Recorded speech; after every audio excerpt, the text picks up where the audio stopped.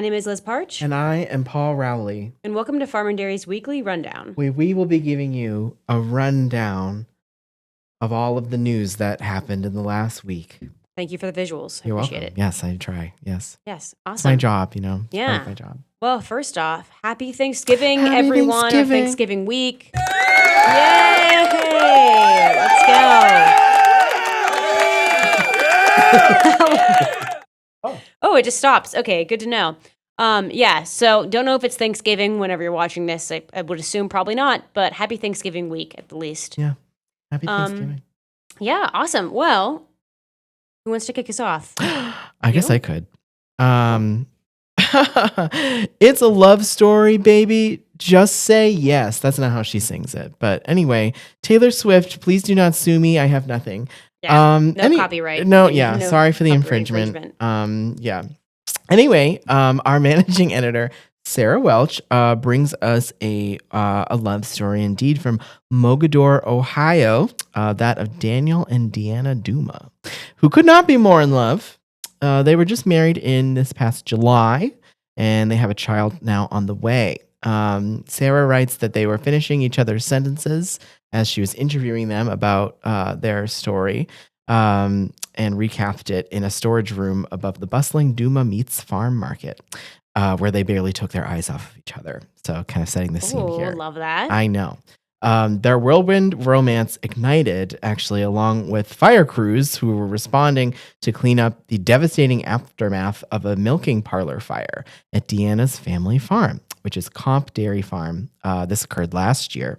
The fire was discovered around 7 p.m. on September 22nd, and Deanna, ring, received a call along with the rest of her family that she was needed on the farm to help relocate the cattle that had obviously scattered because of the fire.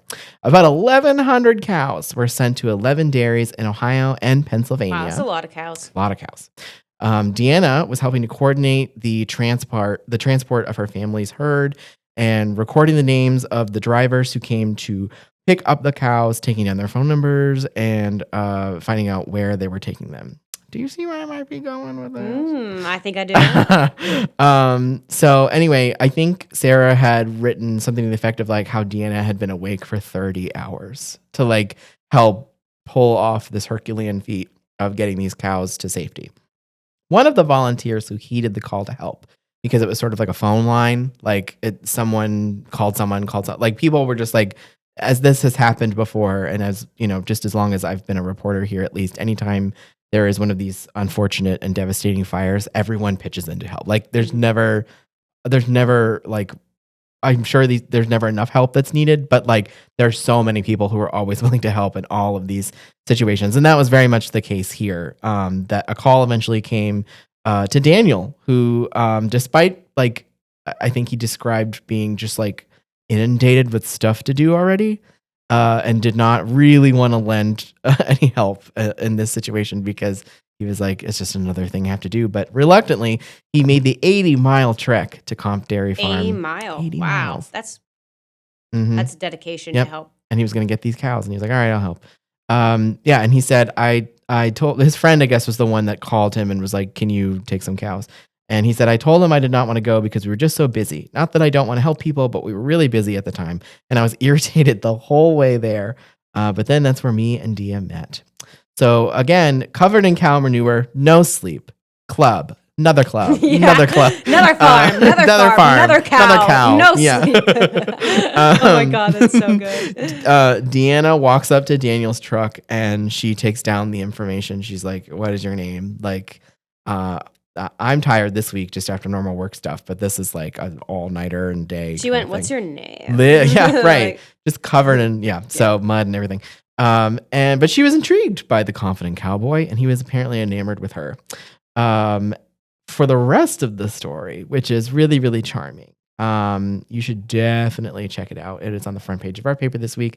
Very, very cute. Very, very, I think also even just timely for Thanksgiving because you think about what you're thankful for and all of that. Yeah. So very sweet story. So definitely give it a read. Honestly, I probably will because you gave me like that description really sold me. Oh, it's so cute. Yeah. Oh my God. What a cute love, like a first meet. Yeah. Yeah, right. Meet cute, right? Yeah. Oh, So, love that. Good All job right. to Sarah. I'm definitely going to read that one. Yeah.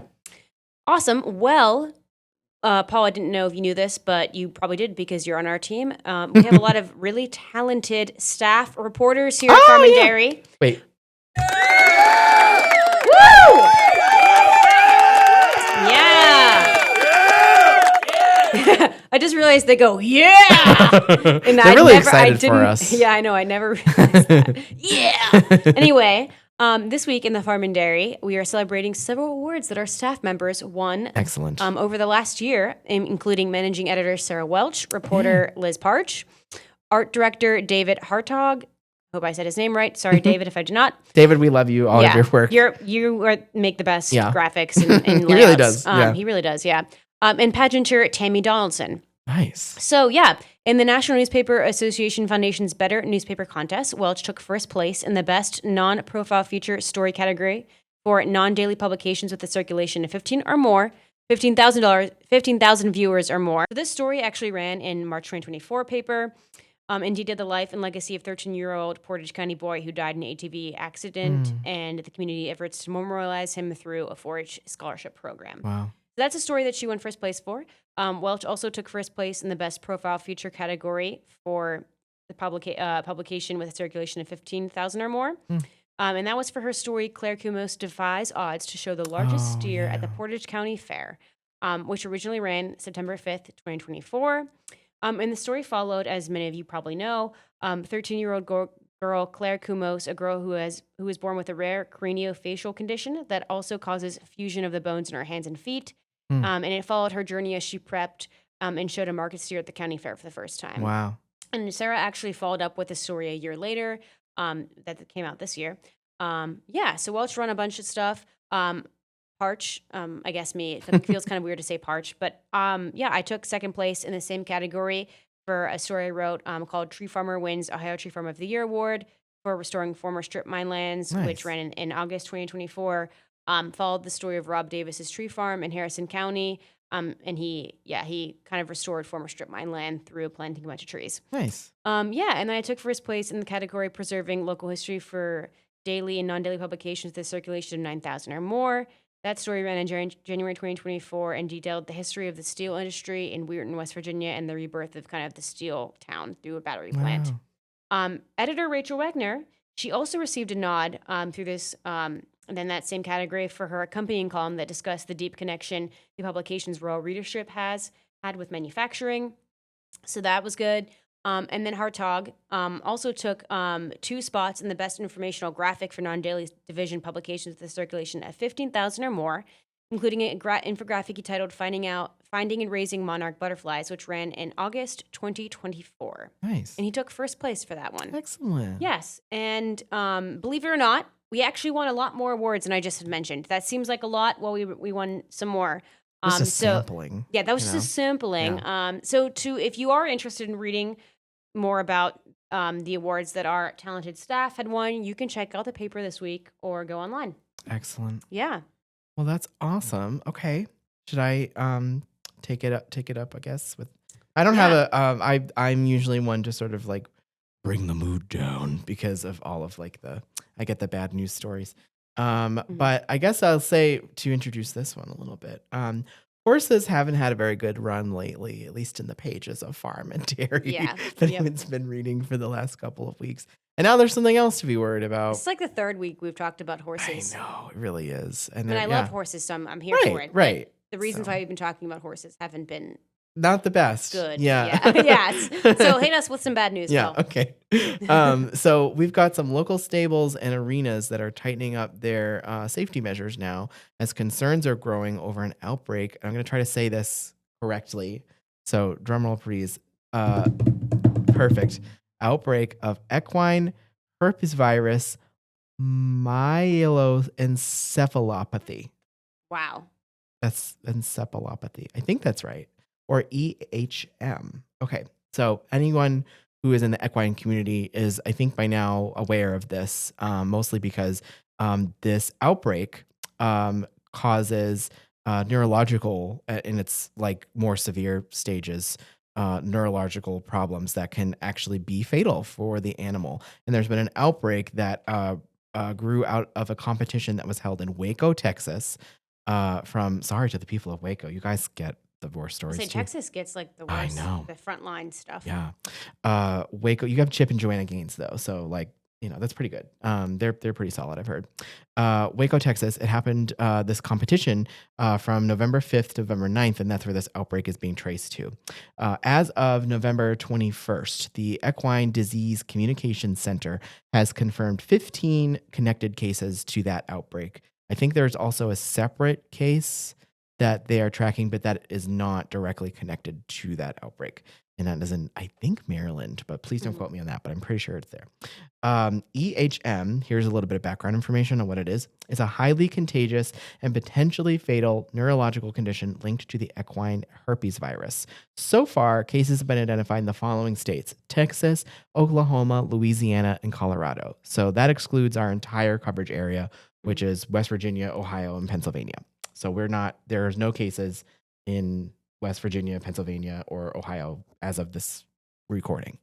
But that has not stopped some facilities from taking precautions, because obviously people care very much about these animals and don't want them to contract this illness.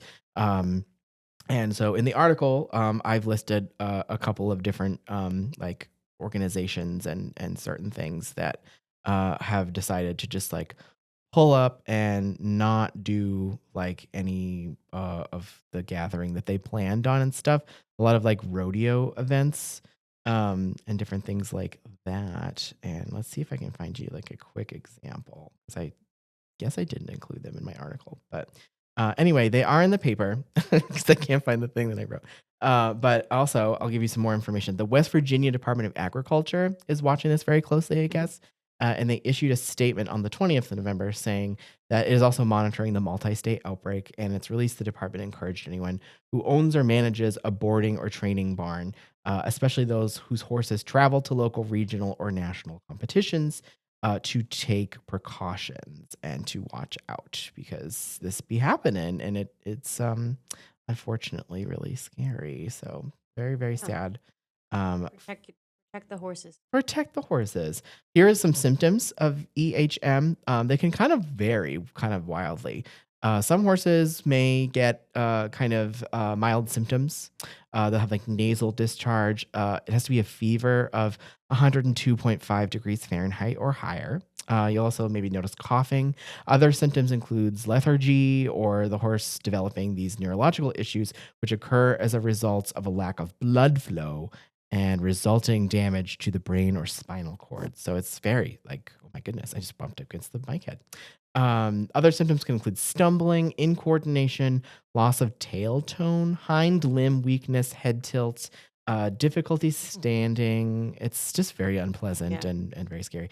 In most cases, I will say 60 to 70%, according to the information that I read, of affected horses will recover with treatment and supportive care, according to the Equine Disease Communication Center. But veterinary evaluation and isolation of exposed or affected horses is crucial. So if you suspect that your horse may have this illness, definitely make a call to a veterinarian you trust. And yeah. So anyway, very scary. Scary stuff. Sorry for the horses, and I hope they all get better soon. Yeah. Well, I'll try to briefly lift our spirits Gracias, up. thank you. Briefly, emphasis on briefly. Well, Paul, yep, I have some good news, surprising news. Excellent. Thanksgiving is actually less expensive this year than years prior. Wow. So on the front of our auction section this week, we have an infographic detailing the cost of Thanksgiving food. Oh, Yeah, according to You the don't say. yeah, right. According to the infographic, a Thanksgiving feast for 10 people is $55.18, oh, which is $5.52 per person. wow. And yeah, this is a 5% decrease from last year's average. Prices went down 16% for a 16-pound turkey and 9% for a 14-ounce bag of cubed stuffing mix. Oh, I love stuffing. Right. However, it did go up for several items, including up to 17.2% for frozen peas and up to 14.6% for 1 dozen dinner rolls. Okay. And there's a dinner lot, rolls. right? But there's a lot more in terms of like different Thanksgiving food prices in the infographic. I didn't give you all of them on purpose. Go check out the graphic David did a really good job laying it out. Excellent. So you can kind of see what has changed and what has changed for the better, I Yeah. guess. Yeah. But yeah, and before we move on, though, I do have some bonus information Oh. that is depressing. So this is why I Oh. said briefly. Yeah, so the National Farmers Union released its annual Thanksgiving edition of the Farmer's Share of the Food Dollar. And this shows basically just the stark inequality in the American food system for Yeah. the American farmer. So according to the report, the average price of a turkey per pound is $2.49. The farmer's share of that price per pound is 6 cents, Oh. which means Wow. that only 2.4% of the consumer dollar goes back to the farmer. Oh, wow. Scary, right? Yeah. I'll give you another one. So this trend only continues with stuffing having the lowest money back to producers on this specific graphic that they put together. So for a 12-ounce box of stuffing that costs 4.59 cents, the farmer's share, again, is 6 cents. That means that only 1.3% of the consumer dollars goes back to the farmers that actually grew the product to make that possible, which is so crazy to me. So I highly recommend you guys check that out separately. Also won't blame you if you don't, and because it's Thanksgiving and you probably don't want to depress yourself. So Fair enough. Yeah. I understand why. However, yeah, I just thought that was it was a good way to highlight a problem at a time when we don't really like to think about problems. Yeah. So yeah, anyways, that is some information to you about how Thanksgiving prices have changed. That's excellent. Yeah. And now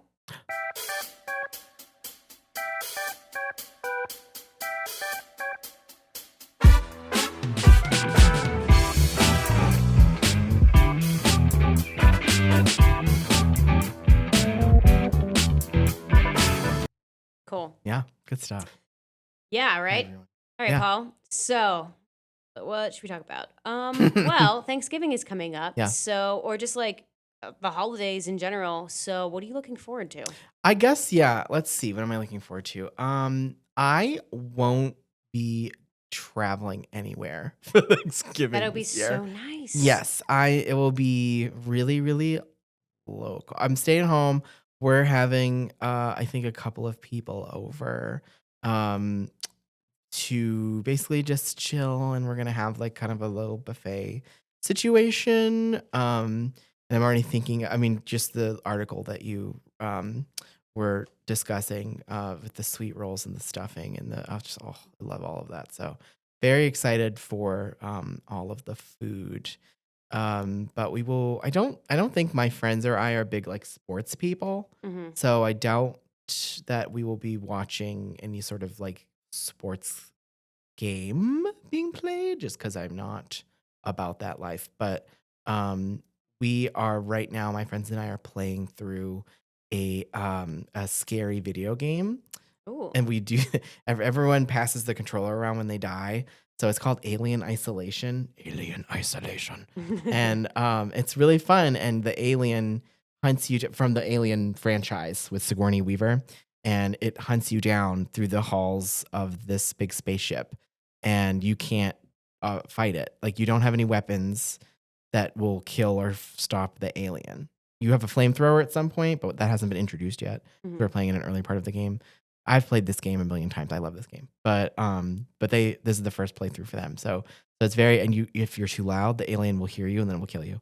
If you go into like the walls, the alien will follow you into the vents and then kill you in the vents. Like, it will pick you up from the ceiling and then drag you into like, there's a million ways that the alien can get you. Also, there's robots that that like stalk around the spaceship, and they also go to kill you as well, because they are programmed to kill you, because they're, it's the whole thing. But anyway, really, really fun game, which also reminds me that some folks have discovered how to make like the face hugger from the Alien franchise and have that be their Thanksgiving meal. I've seen memes before, like of like the creature that implants like the alien embryo in people or whatever, and they'll be like, oh, Thanksgiving, and it's like a roasted face hugger, which is like gross but also really neat. And so we will be playing this. We will all be gathered around my television in my living room playing this game. Wow, So that's so fun. that's though. the plan for Thanksgiving. Yeah, that sounds fun. Yeah, it should be really good. Cool. Yeah. What about you? Well, I think I said this last podcast, but every single year we have Thanksgiving at my house, Oh, family's house, because my dad is the cook of the family. right. He cooks about 75% of the meal, So so nice. we're not going to make we're not carrying all that food everywhere else. So it's been like that literally for decades, which I'm really excited because, my brother, he lives in Nashville. He's coming in with his girlfriend. Oh, nice. And some of my cousins. My mom has a lot of sisters, so we have a lot of cousins in the family. Yeah. So yeah, a lot of my cousins that like I haven't seen in a while, we're all going to be basically together. Yeah. We're going to have a pretty big Thanksgiving. It's going to be 24 people this year. Oh, So we're going to be packed, but I'm really excited just to basically see everybody to chow down on food. Because again, as I mentioned last podcast, we grew pumpkins and sweet potatoes this year. And my dad and I actually yesterday were just talking about we have so many pumpkins, we don't know what to do with them. yeah. And my aunt every year makes the pumpkin pie. Oh, And my nice. dad, the thing is, she uses canned pumpkin, which we usually, I actually don't know if my dad usually does that, but she usually does that and most people do, which is totally fine. It tastes great still. Yeah. But since we have these pumpkins, my dad like really wants her to use the pumpkins, but Nice. she isn't like, I don't know if she'll really want to put the work into it. 'Cause Yeah. it's not that more difficult, but there is a process. Yeah. It's not like opening up a can. Right. But he just decided, she's gonna do whatever she wants to do. It still tastes great, whatever. But now we're like, what do we do with the rest of these pumpkins? So like, obviously my dad makes a million pumpkin rolls, but we need something else. So he was talking about making pumpkin fritters. Oh, that sounds so good. Right? Do you know what those are? No, but I'm so on board. Yeah, I love an like- apple fritter. It's So. it's I don't know if it's like that. It's more of like, have you seen zucchini fritters that are like zucchini and like flour and you like kind of cook them in oil? I think it's kind of like that. I love that. And I've seen like pumpkin ones where it's like savory and you have like herbs and like cheese in them, or you can make ones that are like Oh, I cinnamon and love- like oh. flour. I'm living. So right, I'm like so now I think we're really gonna do this. I feel like that'd be like a fun way to cook them. So if Yes. anybody's tried pumpkin fritters, has a recommendation, please so comment. good. But that's what we're considering doing. So Nice. we're really we're gonna try some new things this year because we Yeah. have so much pumpkin. Excellent. But yeah, other than that, just really excited to see everyone. Yeah. So it'll be fun. That's I'm excited. excellent. Yeah, Very nice. awesome. Well, I think that's it. Yeah.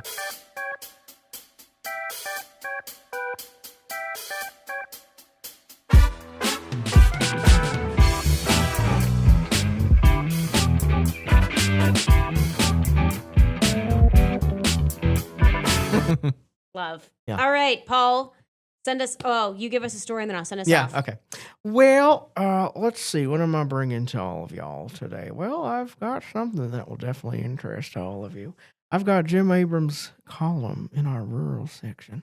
His reflection on a tradition that started, I don't know what this voice is. I don't know what you love it though. His reflection on a tradition that started all the way back in 1909 in Hancock County, Ohio.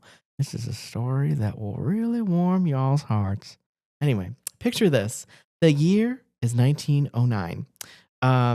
As I just mentioned that I will not be watching any sports on Thanksgiving because that's just not my world. Cy Young is a baseball player. During 1909, he had been traded from the Red Sox to Cleveland. I don't know what the Cleveland baseball team was named at the time. I don't know any of this, but this is the scene that that Jim Abrams is painting of 1909. Lincoln pennies, which we just reported recently, are dead. Yeah. And have just been continued. Sad. Apparently are like brand new, like newly minted as of Oh. 1909. So, and a few local guys are sitting around talking about the upcoming hunting season. Hunting was not just a hobby for them. It was, in fact, a way of life. But somewhere in that conversation that they were having, an idea bubbled up. What if we make this more than just a simple hunch with the fellas? What if we make it like a whole tradition? What if we make it like a whole day to bring our families together? And anyway, they took the idea home, and apparently their wives were immediately like enthralled by this idea. They were like, this is so good. And we're going to add our own little twist. They said they will cook a big meal for the returning hunters who are going out to do the to go on the, what do you call, on the hunt or On the hunt, yeah. on the hunt. A chance to gather. I like you went on the hunt. And it's this opportunity they saw to catch up and share recipes, kind of show off and boast a little bit. Like, check it out. And just like that, the very first hunt supper was born. Fast forward 100 years, Jim Abrams finds himself a guest this celebration that has been carried on by the descendants of the people who started it for forever. There are cars lining the driveway. The smell of a home cooked meal is drifting through the air as it does. And inside, Jim found nearly 60 relatives, 5 generations deep, swapping stories that stretched across time. That is so cute. So I love cute. that. And he had so many examples of like just I guess the warmness, I guess you could describe of the just the conversation, and he talked to some people that were like 90 years old, and they were sharing their memories of attending these dinners in the past, and they had never missed one, like every single year, and it was really, really sweet. The menu was exactly the same it has been for a century, thanks to a little handwritten cookbook that had been sort of carried forward throughout the years and passed down. This is what's on the menu. So Jim dined on pheasant with oyster dressing, candied sweet potatoes, apple salad, pork and beef, which just like was, I guess, endless, I guess. Yeah. So there's a lot to unpack in Jim's account of this That supper. sounds pretty good, to be honest. Yeah. And I really enjoyed this part about the column. Again, you're only getting like a little taste with my rendition of it. But so definitely check it out. But this is the part I really enjoyed. When they finally sat down to eat, there was like a lot of noise and children running around the house. But Jim wrote something to the effect. He said that the smiles in the room were louder than all of like the background noise. And he swore that even the family members who were no longer like at the table were kind of a part of this moment as well, still somehow, since they were being invoked so much and remembered. And, it was like a very, very just genial and nostalgic. Experience. So anyway, the first supper hunt supper in 1909 has been carried forward now. It's going on like 115 years now. And it's just a reminder that if you love a tradition enough, that there's no reason to quit it, and it will just continue on as this really nice thing that brings people together and reminds them that they are loved. Aw, and that's what we are thankful for. Indeed. Throw that word in a lot this pod. Yeah. So check out that column in the rural section. Nice. Yeah. Good. Well, I will send us off with this one. Excellent. By Kim Siebold. Oh, yes. We talked about Kim this week. Mm-hmm. And she talks about how she's thankful, again, for salads that aren't salads. And at first I was like, interesting. Yeah, intrigued. It really draws you in with that title. Mm-hmm. And what does that mean? Well, this time of year, you see a lot of salads that aren't salads. AKA salads that don't have greens or like minimal vegetables, not like your atypical salad. Okay, yeah. Which I would like to interject. I do think salads get a bad rap. Yeah, I love a salad. Yeah, but I say, like, I mean, if you hate Doesn't salads, look like you're it, just but not. I love a salad. Yeah. Shut up. I swear I do. Paul, you look beautiful. Thank you. But no, I do think like if you are a person that says you hate salads, I just don't think you're making them. You're making them bland and awful. Like there's a lot of good ways to make a salad good, you know? But regardless, I digress. She specifically talks about Jell-O salads, including an orange Jell-O salad that she makes every year for the holidays. She also debates the line between acceptable Jell-O salad and a crime against humanity Jell-O salad, literally her words, like a lime and gelatin with tuna, peas, and green olive salad. Ew, exactly. I literally wrote ew in my notes, and you just like said it without me needing to say it. So thank you. That does sound disgusting. But she also emphasizes that you need to understand the assignment when it comes to bringing a salad at Thanksgiving. Like if someone says bring a salad and you bring a green salad at Thanksgiving when they actually meant like a dessert salad, they're going to be disappointed. Dessert salad. Okay. Is that So, like a dessert gummy salad. bears and So I'll give you a little, that kind of like her orange Jell-O salad. I guess, okay, we'll talk about that. Well, I guess this is what I wanted to talk to you about. The whole reason why I wanted to talk about this column is obviously Kim wrote a really good column. Yeah. But I have a history with Jell-O salads. So when I say like a dessert Jell-O salad, I mean like my aunt every single year, same aunt that actually makes pumpkin pie. She makes this really good strawberry Jell-O salad. And it's like, like red Jell-O. I forget what flavor it is. Oh, strawberry, obviously. Cream cheese, like pretzels, Cool Whip. Like, if you look up a recipe, I think it's pretty common, and it's super good. Like, Yeah. I'm not gonna. I So love Cool Whip. yeah. To the Cool Me too. Cool Whip is Whip. so good. Yeah. Like, I would just eat it with a spoon. Yeah. Digress from the Cool Whip, but yeah. So I feel like Jello salads are kind of a common American holiday thing. I don't think I've ever had one. Really? Yeah. Okay. That's like, I will admit, Yeah. my aunt has been making this Jello. We call it strawberry pretzel Jello salad. Oh, that sounds really good, actually. It is pretty good. And you know what the funny thing is? I have never tried it. She's been making it for decades. Yeah. Decades. Yeah. And first year I tried it was this year. Wow. Yeah. Yeah. I don't know why. Usually what happens is there's so many good desserts. Yeah. Yeah. During the holidays Yeah. that I just like pick my favorites Right. that I always pick. Right. So The I standards, you know? the standards, right? Yeah. But it's really great. And the whole Jello salad concept to me is a bit weird because I also Yeah. don't think I eat Jello a lot. Right. Yeah. Yeah, I'm not But big on Jell-O. it is growing on me. Like, my grandma also makes this like lime Jello vanilla cake. Okay, I'm down. Yeah. It actually I is would, yeah. super good. Can I come to your house? Yeah, I'm gonna say, Paul, come to my house. Yeah. You will be changed. Food will not be the Sounds same. like it. Especially, yeah. But anyways, maybe you should make a Jello salad, Paul. Yeah, for my alien crew. Yeah, make this strawberry Yeah. pretzel Jello salad. To my understanding, it seems pretty easy to make. Yeah. And I don't know. I just feel like if you haven't tried a Jello salad, you need to. I'm not saying that they're the best dessert, but I feel like it's an experience that I'm people need intrigued. to try. Yeah. Like, yeah, it's an intriguing concept because when I think of salad, I definitely do not think of a Jello salad. Also, why do we call them salads? Like, Right. when I think of salad, you obviously think Right. about you know, yeah, just vegetable like salad. tongs and yeah, not necessarily. I feel like they should just be called Jello desserts. Right. But I'm not gonna piss off Kim, so Yeah, no, we can't do that. so No. I didn't say that.